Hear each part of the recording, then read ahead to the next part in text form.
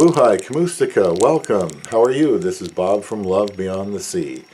This video is called My Filipina is Close Enough to Perfect for Me. Now, we've been married almost 3 years, so I've had all of that time to continue to learn about her since we got married so swiftly.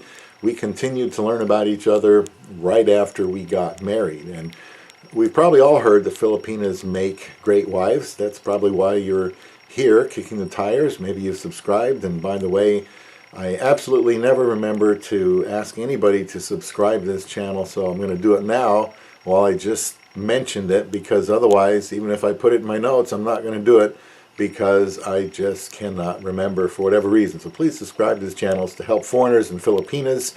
I want to share any experience that I have, so that would make your job a little bit easier, because I want you to have a successful marriage to a Filipina. So Filipinas do make great wives. There's always, exceptions, and there are plenty of videos out. I'll have some on avoiding scammers, how to find a faithful Filipina, and so on. But these Filipinas are beautiful. It's easy to think that she's not human, that she's a divine angel, because she looks like one. She's got maybe light brown skin, maybe dark skin, big brown eyes, beautiful black hair. She's small, her accent is wonderful, and I'm going to get distracted here if I'm not careful, but Filipinas are beautiful. I always thought that when I was younger, and decades later I find myself married to one, so I'm very grateful for that. But she is a woman like any other woman, needs to be handled in a certain proper way, and I want to share some things throughout my whole channel about that and this video. Now, it does take the help of the Holy Spirit for both of you to get along in harmony, and I absolutely believe that you can find a Filipina that you can be happy with. So she is a beautiful Filipina and likely will age slower than other nationalities. Some of the women I saw when I was looking for a wife online looked like they were 12 years old, but they were like 20, 22, and unbelievable. And I see women now that are 40, 50 years old, and they look like they're 25 or 30 years old. And I don't believe the photos are doctored. They just look younger. It's a good thing. I like that very much. So she'll probably age slower than other nationalities. Now, my wife, I wasn't looking for a wealthy wife. I did want a younger one, obviously one that I was attracted to. Now, Filipina is likely to be poor, but that's what I wanted. I actually was targeting someone that didn't have much to offer materially. I'd come to a point in my life that I just wanted to help someone. And so that's what I did. I wanted to give somebody a better life, not because they did something to deserve it, just because I wanted to.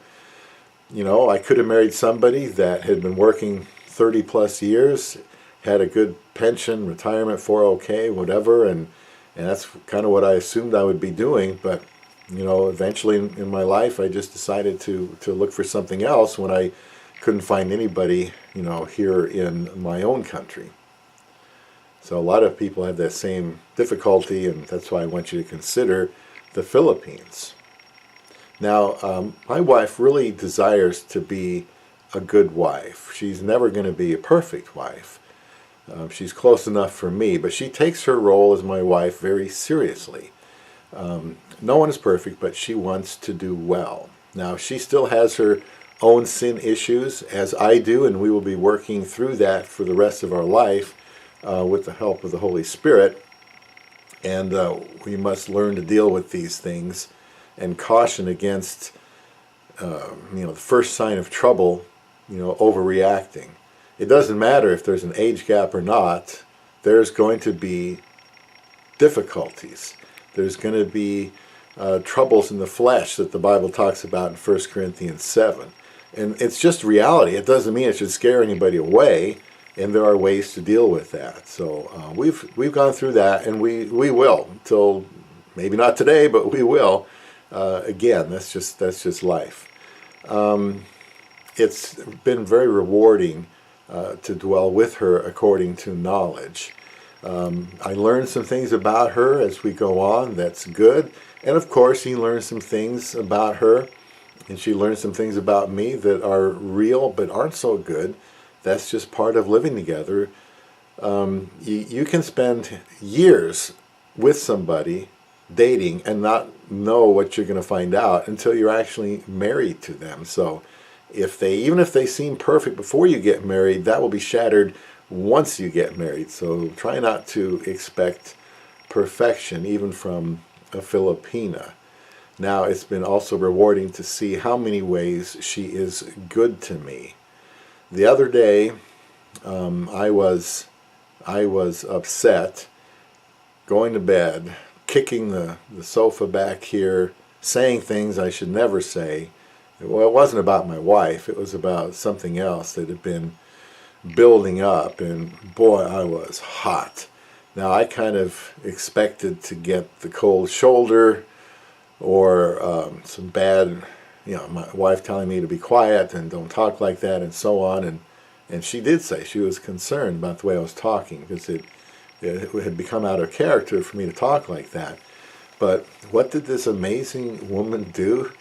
Not perfect, but close to perfect. Was she rolled over and started kissing me, and in time I had gotten that difficult situation off my mind, and if you know what I mean.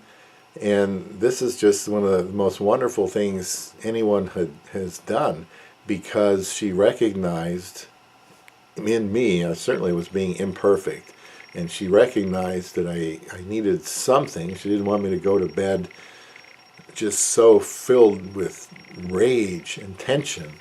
And in her own wonderful way, she eased all of that pressure, and I was able to go to bed in peace. So just one of the ways she's wonderful to me, even if she's not perfect. And pardon this stupid 8-month cough. I'm still trying to deal with that. So, she didn't talk as much, my wife, as I was expecting early on, which I thought, well, okay, if we both talk the same, then one of us wouldn't have room, to talk. So it's probably better that one of you talks more than the other. And she always told me, oh, you talk so much for a man. And I try to tell her, well, I do, but there's lots of guys out there that talk more than I do.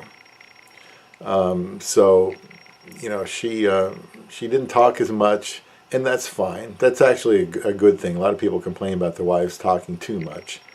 My wife does not overtalk. Also, I wanted to be realistic. I'd never been married before.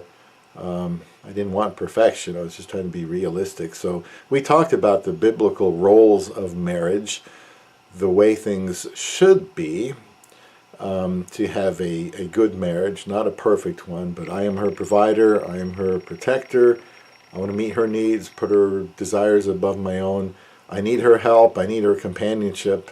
We have to live in harmony. It's my job as her husband to try to steer us that way, even though it's not going to be perfect. Now, from the start of our relationship, I told my wife that if I did something wrong, if I did something to upset her, for her to tell me about it. And sure enough, she did. She actually remembered that, and if I did something, she would remind me, well, you told me to tell you if you did something to upset me. And that's a good thing. It's something to be thankful for, because that way, and I can't be bitter. I told her, if I say something upsets you, let me know. Then I know what I did, or what words I used, or the tone of voice that I used that upset her, and then I can work towards not doing that again. So that just helps me become a better man and a better husband when I let her know, hon, if I ever do anything to make you mad, just tell me, because I want to fix that. And I'm glad she does that. So I consider myself the luckiest man on the face of the earth for any and all love that my wife provides me. We've talked about our focus needs to be in ourselves. We try to fix ourselves and try to let God fix the other person. That's some advice one of our sponsors gave us, and I've not forgotten it. I think it's good advice. So there's a lot of give and take in a successful marriage, and we've certainly been making concessions for each other. I just try to focus mainly on being the best I can for her. She knows I'm not going to be perfect, but I want to be close to perfect if I can. It's like the saying I read in a business somewhere. What was it? Perfection is desired, but excellence will be tolerated. So I want to be an excellent husband, and my love beyond the sea is close enough to perfect for me.